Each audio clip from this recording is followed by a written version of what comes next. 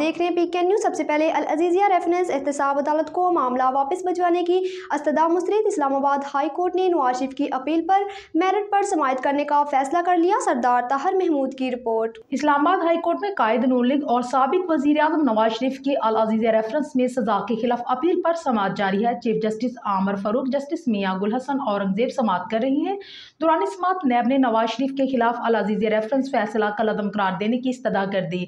इस हवाले से नैब प्रोसिक्यूटर ने अदालत के रूबरू कहा है कि अदालत फैसले को कलअदम करार देकर रिमांड बैक कर दे। ताहम इस्लामाबाद हाई कोर्ट ने नैब की इस्तदा मुस्तरद कर दी और रिमार्क्स दिए हैं कि अल अजीज़िया रेफरेंस मेरिट पर यही अदालत सुनेंगे। कायद नून लीग के वकील अमजद परवेज ने अपने दलाइल में कहा है कि ये अपील 24 दिसंबर 2018 के फैसले के खिलाफ है। चीफ जस्टिस ने इफ्तिसार किया कि क्या ये पनामा केस से मुतालिक है। अमजद परवेज ने जवाब दिया कि ये पनामा केस से मुतालिक है। पनामा केस में 3 रेफरेंसेस दायर किए गए थे। फ्लैगशिप रेफरेंस में एहतसाब अदालत ने नवाज शरीफ को बरी किया था। ये तीनों रेफरेंसेस सुप्रीम कोर्ट के एक ही हुक्मनामे का नतीजा थे। दरख्वास्त गुजार का एतराज़ है कि चूंकि इन रेफरेंसेस में इल्जामात आमदन से ज़ायद असासों से मुतालिक है तो रेफरेंस भी एक ही दायर होना चाहिए।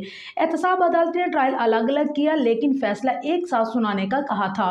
नवाज शरीफ के वकील ने मजीद कहा है कि इस्लामाबाद हाई कोर्ट ने ट्रायल कोर्ट का एक साथ ही फैसला सुनाने का हुक्म बरकरार रखा।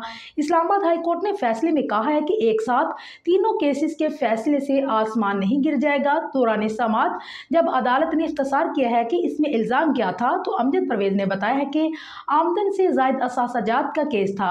इस केस में 22 गवाह हैं जिनमें 13 वो है जिन्होंने रिकॉर्ड पेश किया। वकूए का कोई चशमदीद गवाह नहीं। 2 सीजर मेमो के 5 और 2 लीड गवाह हैं। सिर्फ 2 गवाह रह गए हैं। एक महबूब आलम और दूसरे वाजिद ज़िया हैं।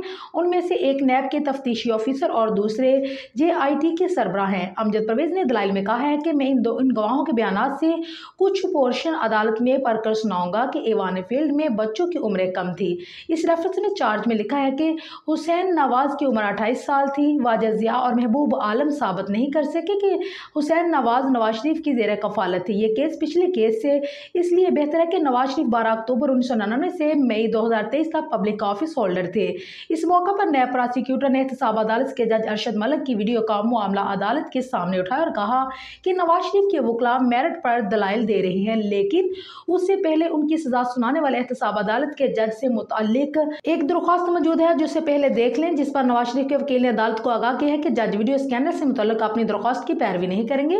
वो जज साहब अब वफात पा चुके, इस मामले में मजीद बात करना मुनासिब नहीं रहा, इसलिए मुझे हदायत दी गई है कि जज अरशद मलिक वीडियो स्कैनर से मुताल्लिक दरख्वास्त की पैरवी नहीं करना चाहते। मैं जज अरशद मलिक के हवाले से दुआगो हूँ।